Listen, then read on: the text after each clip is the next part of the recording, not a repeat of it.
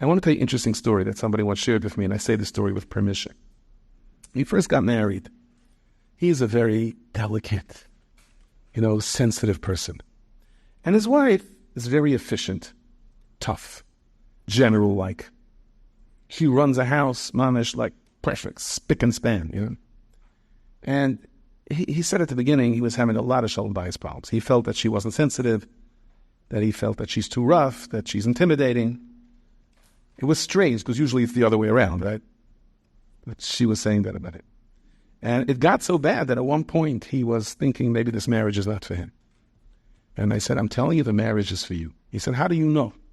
He said, because the Rebbeinu Hashem gave you this wife. He challenged that. So when every marriage works out, within the context of what your situation is. You have to decide what bothers you, what doesn't bother you. I'll tell you an interesting thing.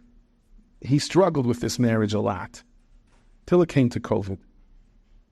And COVID, he was in the hospital, and for all practical purposes, without getting into the details, the doctors threw in the towel, and they decided that they're yanking out the respirator because they'd rather give it to someone who has a better chance of survival. They were making the decisions.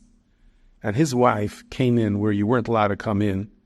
She got through the security guards, and she opened her mouth full throttle, and she said, over my dead body are you pulling out that respirator? And he survived, and he's okay now. I said, do you realize that if you would have had any other wife, you wouldn't be here now?